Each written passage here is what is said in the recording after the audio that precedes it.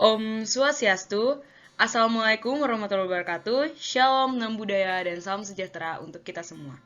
Hai, perkenalkan, nama saya Rutru Mirsuta Galung dengan NIM 22055311158 dengan dosen pengam saya yaitu Prof. Dr. Cokorda Tirta Nindya, Sarjana Teknik dan Master's Teknik. Di sini saya akan membahas tentang bahan polimer. Di mana agenda kita hari ini adalah tentang materi berat molekul polimer, definisi resin dan plastik, proses polimerasi, dan struktur polimer.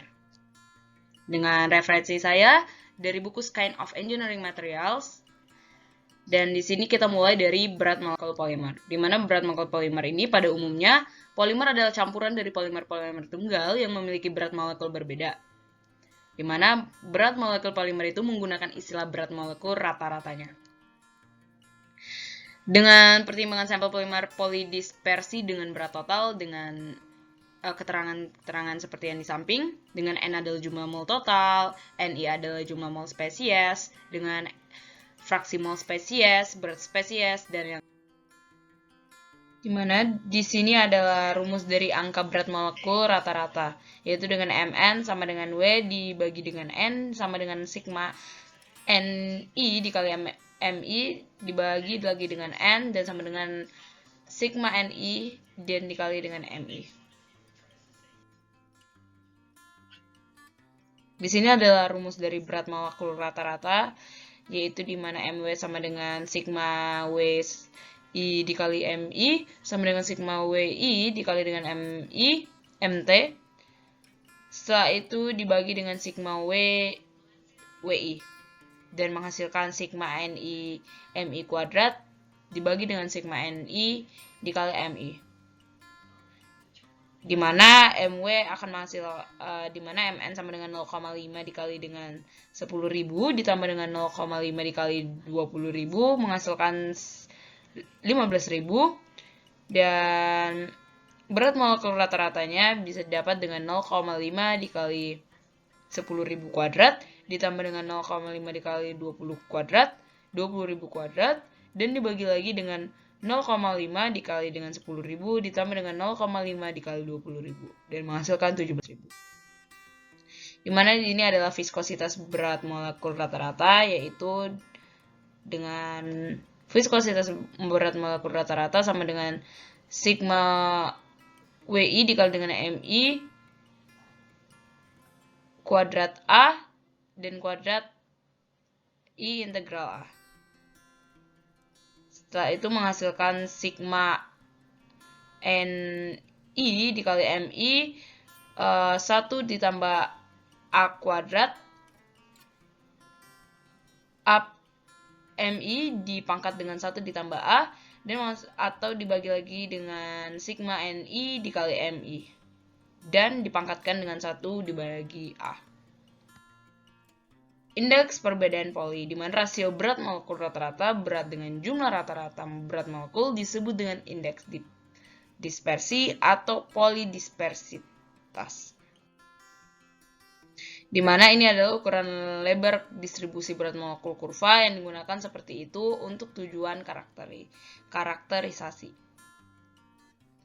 Kita masuk ke definisi resin dan plastik, di mana istilah resin pada mulanya mengacu pada produk sayuran yang berasal dari organ relatif berat molekul tinggi. Yang paling terkenal adalah damar dan balsam diperoleh dari pohon jenis konifera.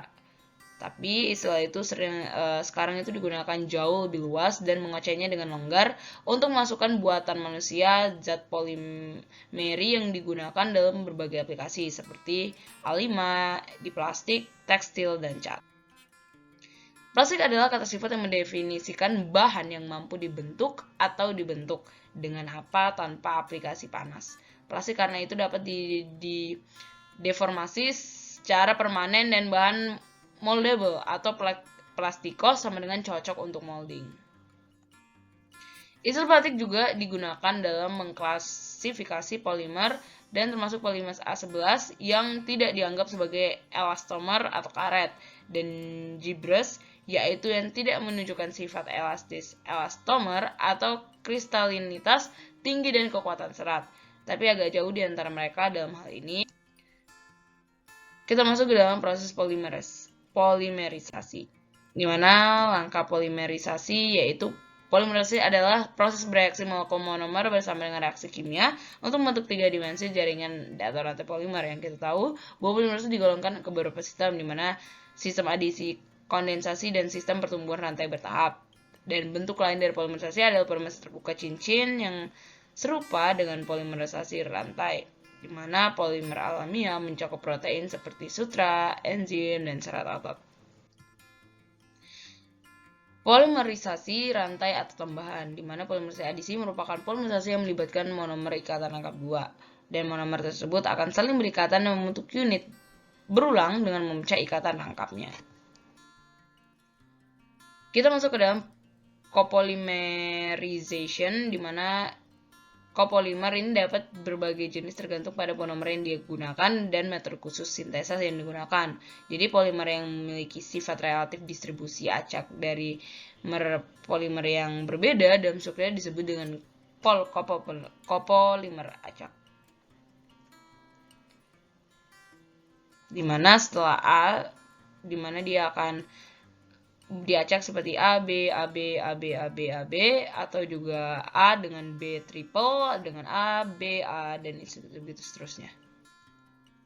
Ini adalah tipikal dari polymers adisi. Kita masuk ke dalam video. Di sini ada video pembuatan ember, di mana kita tahu bahwa ember ini menggunakan suatu polimer. Nah, jadi setelah ember yang lain itu dihancurkan, dia akan beku dan dia akan digunakan lagi untuk membuat ember yang baru.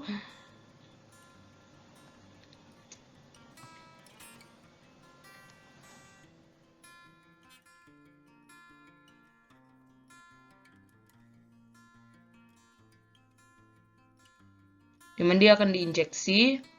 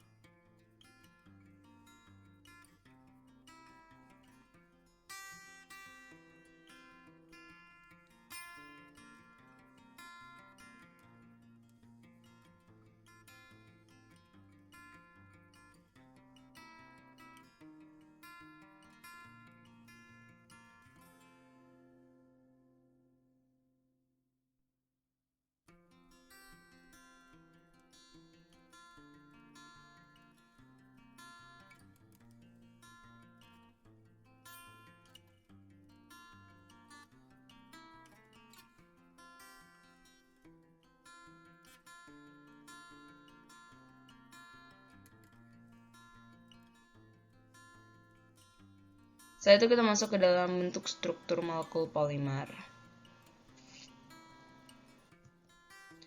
Bentuk struktur molekul polimer dapat diklasifikasikan berdasarkan bentuk strukturnya. Molekul polimer sebagai linear, bercabang, atau crosslink. Di mana polimer linear itu adalah polimer di mana unit berulang dihubungkan bersama-sama dengan panjang yang terus-menerus. Ini adalah bentuk dari cabang panjang atau pendek, di mana gambar yang B ini dia adalah cabang yang pendek bentuk struktur yang kayak sisir. Setelah itu di gambar C ini dia membentuk struktur seperti dendrit, dan di A ini dia seperti skematis dari linear ya, dimana B dan C ini polimer ujungnya itu silang, dan D dan E ini dia polimer ujung silang. Jadi itu tuh titiknya tuh cabang atau titik persimpangan tuh ditunjukkan oleh titik beratnya. Sekian dari yang bisa saya sampaikan, kurang lebihnya mohon maaf. Saya tutup dengan terima kasih.